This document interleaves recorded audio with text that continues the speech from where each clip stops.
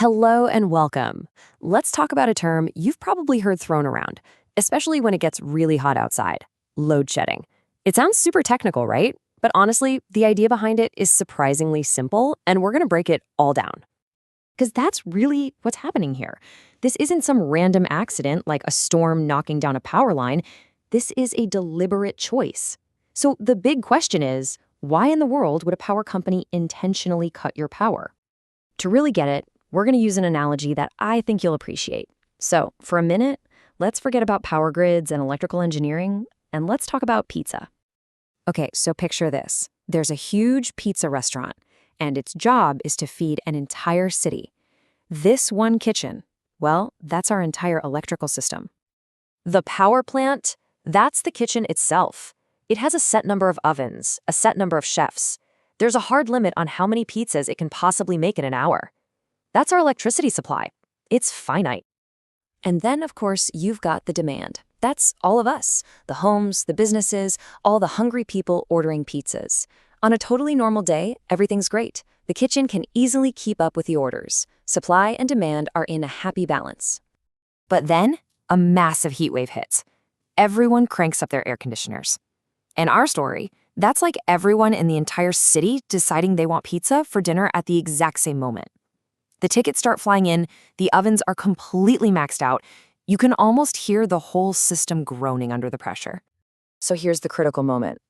What if the manager just screams, "Keep going, we're not turning down any orders"? What do you think happens if they just try to power through it? It's a total disaster. The ovens overheat and just die. The chefs get overwhelmed and walk out. The entire kitchen grinds to a halt.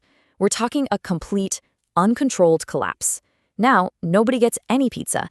And worse, trying to get a kitchen like that back up and running from scratch, that could take hours, maybe even days. So, staring down that potential catastrophe, a smart restaurant manager has to make a really tough but ultimately a very smart choice to stop that total collapse from ever happening. Instead of just letting the whole thing crash and burn, the manager takes control. They get on the phone and say, "Okay, for the next hour, we just can't take any more orders from the north side of town." This gives the kitchen a vital chance to breathe, to catch up, and to relieve that intense pressure before something breaks for good. And that move shows you the key ideas, right? It's a planned, intentional pause. It's short term. And after that hour is up, they can bring the north side back online and maybe pause orders for the south side. The burden gets shared around. All right, I think you can probably see exactly where this is headed. Let's step out of the pizza kitchen and bring it right back to our actual power grid. And that, my friends, is load shedding. It's the exact same logic. The power company is acting like that smart restaurant manager. To stop the entire system from crashing under crazy high demand, they have to intentionally and temporarily turn off power to certain areas. And that's where the name comes from.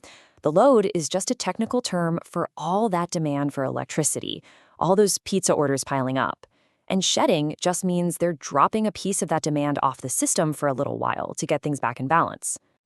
Now, what's really, really important to understand here is that this isn't some kind of penalty. It is 100% a protective measure, and it's designed to stop something way, way worse from happening.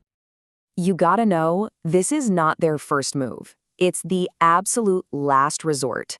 The emergency brake they have to pull when the system is getting dangerously close to its breaking point.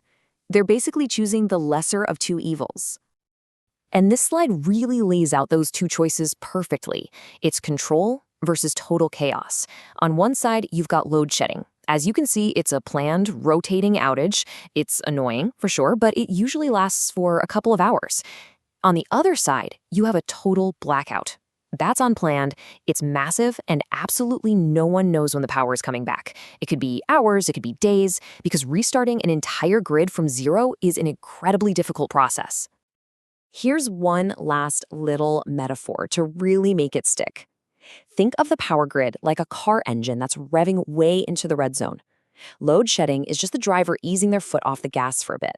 You slow down, sure, but you let the engine cool down so it doesn't completely blow up.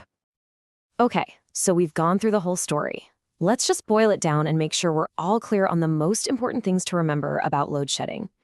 First off, remember it is intentional. It's a controlled move, not some random failure. Second, it is purely preventative. The whole point is to stop a much bigger, much messier blackout. Third, it all comes down to balance. It only happens when demand for power is way bigger than the available supply.